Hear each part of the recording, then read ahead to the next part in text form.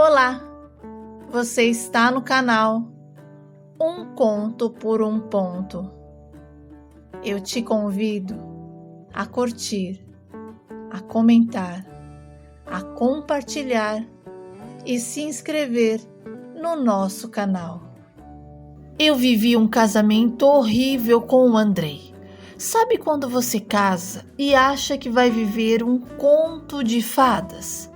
A história de uma menina pobre que se casa com um homem rico que se apaixona perdidamente por ela e acaba se deparando num terrível pesadelo.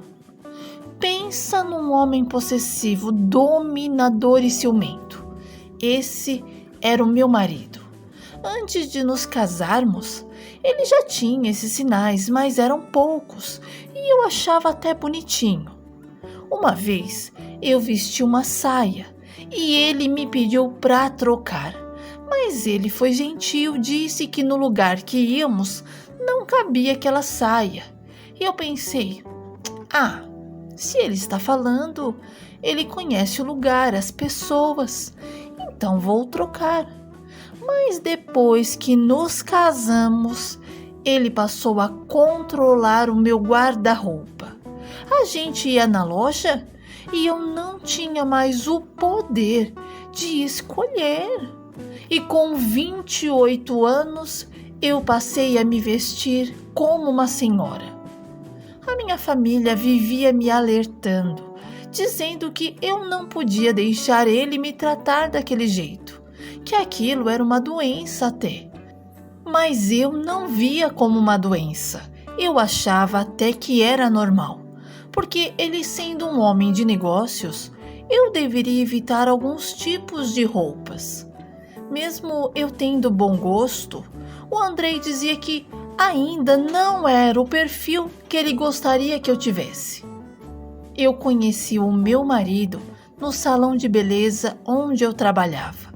Ele era um cliente assíduo e a primeira vez que ele me viu, já se encantou por mim, ficou doido. E enquanto eu não aceitei o primeiro convite para sairmos, ele não sossegou. E na segunda vez já me pediu em namoro. E como eu gostei dele e do jeito que ele me tratava, eu aceitei. E quando nos casamos, Andrei me pediu para parar de trabalhar e me dedicar à nossa casa. E logo vieram as crianças.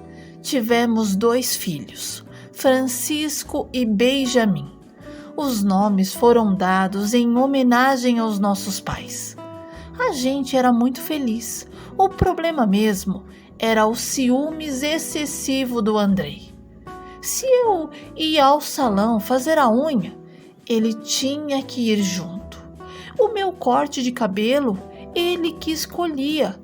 Tudo tinha que ter o aval dele. Não existia mais o eu. E isso passou a me incomodar com o tempo. Porque mesmo eu tendo roupas boas, indo ao salão de beleza, nada daquilo fazia mais parte de mim. Os gostos do Andrei eram completamente diferentes dos meus, sem contar que eu não podia fazer nada sozinha. Tudo ele tinha que estar grudado. E pior, tudo era do jeito dele. E se eu saía com alguma amiga sozinha, pronto, eu era obrigada a passar o relatório. E depois ele ligava para a pessoa para saber se realmente era aquilo que tínhamos feito. O dia que eu explodi mesmo foi quando íamos a um evento. Tomei aquele banho gostoso já pensando na roupa que eu ia vestir. E quando eu saí do banheiro, me deparo com o Andrei com uma roupa que ele queria que eu vestisse nas mãos. Como assim? Eu não quero vestir essa, eu falei.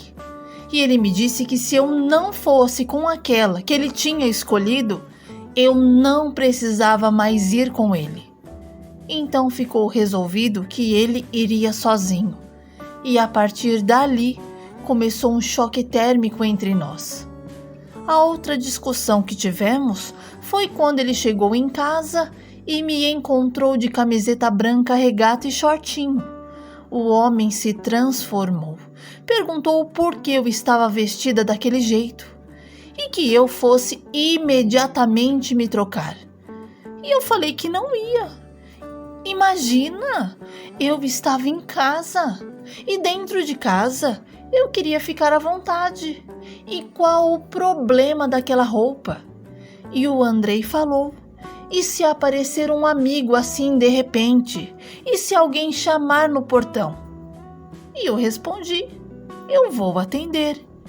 E o meu marido, irritado, me disse: desse jeito? Aqui em casa não. Eu não aceito a minha mulher andar assim. Sobe agora e tira essa roupa, antes que eu arranque na marra.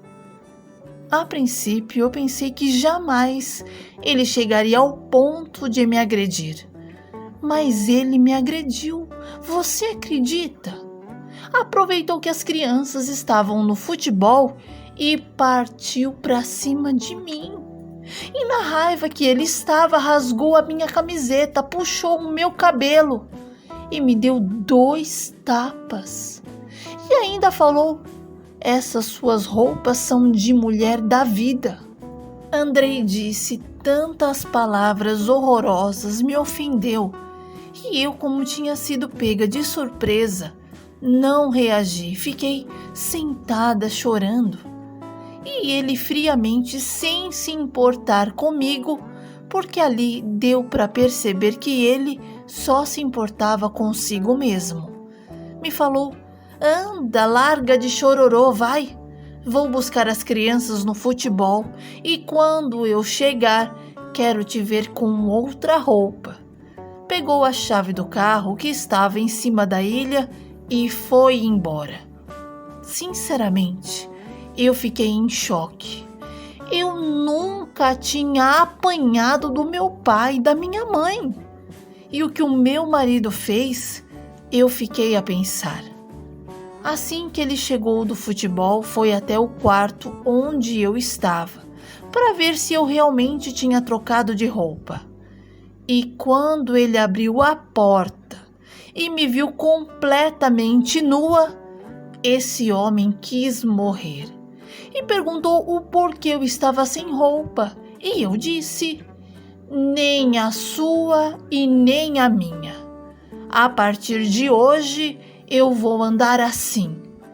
Andrei olhou para mim bem dentro dos meus olhos e perguntou se eu estava bem, se eu tinha tomado alguma coisa e o porquê daquela rebeldia toda. E eu respondi que era o porquê eu estava cansada de me excluir, de não ser mais eu. O meu marido fechou a porta do quarto, veio até mim, pegou na minha mão e me conduziu até a cama e sentou-se ao meu lado e falou: Rebeca, presta atenção. Eu sou um homem de negócio e nada pode sair do meu controle, inclusive a maneira que a minha esposa se veste. Eu não quero provocar em outros homens o desejo pela minha mulher. Você é uma mulher linda, você brilha. Imagina eu com você e os meus amigos te verem com a roupa que você estava mais cedo. Sabe o que a gente ia causar? Confusão em outros casamentos. E eu questionei aquele papo furado, conversa de gente doida, sabe? E falei que não tinha nada a ver, porque aquela roupa que eu estava era em casa, jamais, de forma alguma, eu ia sair daquela maneira. E o Andrei já saiu de si, ficou nervoso e finalizou que não ia mais falar nada. Foi até o guarda-roupa, pegou um vestido bem comprido e me deu. E falou: põe esse, você fica perfeita nele. E pediu para eu me vestir logo, que ele e os meninos estariam me esperando para tomar café da tarde. Olha, pelos meus filhos, eu vesti aquele vestido horroroso e desci. Confesso que eu não estava mais feliz. Não tínhamos mais diálogos e não dava mais para conversar com o Andrei. Tudo ele tinha uma desculpa e eu achei melhor a gente se separar. Como eu podia fazer amor com um homem que tinha me dado uns tabefes? Eu não conseguia mais nem deixar ele me tocar. E falei com ele e disse que queria a separação. Andrei fingiu não me entender e depois riu da minha cara e falou: Rebeca, você sem mim não é ninguém. E outra, se você quiser se separar mesmo, nem com as crianças você vai ficar. Começamos uma discussão. Uma coisa era eu não querer ficar com ele. Outra completamente diferente era eu querer os meus filhos. Isso não tinha nada a ver com os meninos. E toda criança tem o direito de ficar com a mãe. Meus filhos nunca foram peso, mas o meu marido era muito arrogante e achava que o dinheiro dele podia comprar tudo e falou: Filho só fica com mãe pobre quando o pai é pobre também. Quando o pai é rico, a justiça entende que ele tem como bancar a criança. E eu vou provar que você não tem como se bancar, porque a sua família é pobre igual a você. Pobre. Quer brigar comigo, é? Aposto que você vai sair perdendo. Melhor você ficar aqui quietinha e fazer todas as minhas vontades, como você fez até hoje.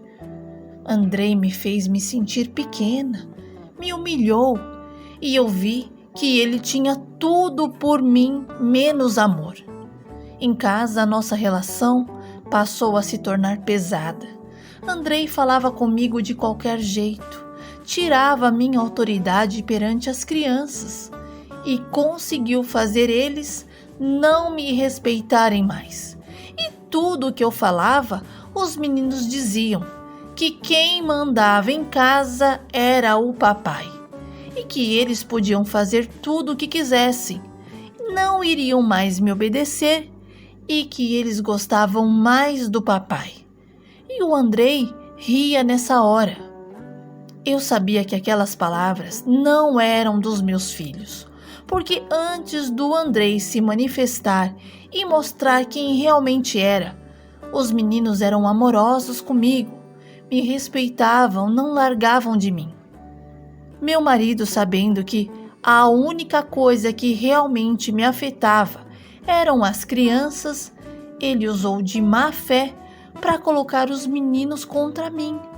Achei ridículo o que ele fez, mas já que com ele não tinha mais conversa, resolvi que iria procurar os meus direitos. Conversei com um casal amigo nosso. Na verdade, eles eram mais amigos do Andrei. Uma amizade que durava mais de 30 anos. O Vladimir e o Andrei eram amigos de infância, mas ele tinha bom senso e a esposa dele, a Isadora, se dizia minha amiga. E ela vivia me falando que eu não era nada do que o Andrei dizia. Que eu era muito mais, que era inteligente, falava inglês fluentemente e que na hora que eu quisesse, ela tinha uma vaga para mim na escola dela. Mas como eu nunca precisei, sempre deixei o convite em banho-maria, eu falava, quem sabe um dia. Mas esse dia, um dia chegou. E no meu desespero, eu procurei a Isadora. E nessa hora eu vi que realmente ela era a minha amiga. Isadora foi fundamental no meu processo de separação. Ela achou um absurdo o Andrei falar comigo daquela maneira. Eu estava determinada.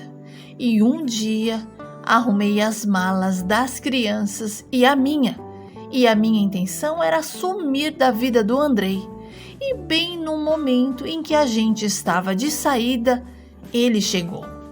Na hora ele mudou a fisionomia, pegou as crianças e perguntou que loucura era aquela que eu estava fazendo. E eu respondi: eu não te aguento mais. Não aguento viver nessa prisão. Você, Andrei, você me faz de prisioneira, não deixa a minha família vir me visitar. E os meus amigos têm que ser só os seus. Você controla até o que eu visto. Isso não é vida, Andrei. Poxa! Será que você não percebe que, desse jeito, o nosso casamento está acabando? Mas o meu marido não me ouviu. Falou que eu estava exagerando e que eu tinha de tudo e que só não gostava que a minha família frequentava a minha casa porque eles eram pobres e geralmente pobre dava azar. Mas já que eu não estava satisfeita que pudesse ir, só que as crianças iam ficar. Meus filhos começaram a chorar me querendo, me chamando, pedindo para o pai parar de gritar. Mas o Andrei não ouvia ninguém e, na raiva dele, o meu marido abriu a porta da nossa casa e jogou a minha mala para fora e me empurrou dizendo: comigo é assim, não sou homem de ameaça. Se você falou que ia embora, então vai. E fechou a porta. Do lado de fora, eu ouvi os meus filhos chamando por mim, mas eu não tinha mais o que fazer. Peguei a minha mala, enfiei no carro e fui para a casa da minha mãe, que me recebeu com muito carinho. Contei a ela tudo o que estava acontecendo e ela me disse para eu ter paciência, que tudo ia se resolver. Liguei naquele mesmo dia para a Isadora. Perguntei se eu ainda tinha aquela vaga na escola de inglês dela. E a minha amiga disse que sim. Comecei a trabalhar e a Isadora me apresentou um excelente advogado. A briga foi feia porque o Andrei também tinha bons advogados. Mas com a graça de Deus, eu consegui ter a guarda dos meus filhos e ainda fiquei com 2 casas. Uma eu fiquei morando e a outra eu coloquei a minha mãe e os meus 2 irmãos para morar, já que eles viviam de aluguel. Mesmo depois da separação, o Andrei me perseguia. Disse que eu nunca ia ser feliz, mas nenhuma palavra dele prosperou na minha vida. Graças a Deus, consegui me levantar financeiramente. Além das aulas que eu dava na escola, eu ainda consegui arranjar uns alunos particulares e fui contratada por uma empresária para toda vez que ela fosse para fora do Brasil, eu ir junto, porque ela não falava nada em inglês e, segundo a própria, o inglês não entrava na cabeça dela e era melhor ter uma intérprete. Hoje eu sou uma mulher livre, me visto do jeito que eu quero. Tenho os amigos que eu escolho. A minha mãe e os meus irmãos hoje têm total liberdade em vir à minha casa, passar um final de semana comigo e com os meus filhos. E por enquanto, não estou em busca de relacionamento, porque o Andrei me deixou com os traumas. Mas quem sabe mais pra frente tudo pode acontecer.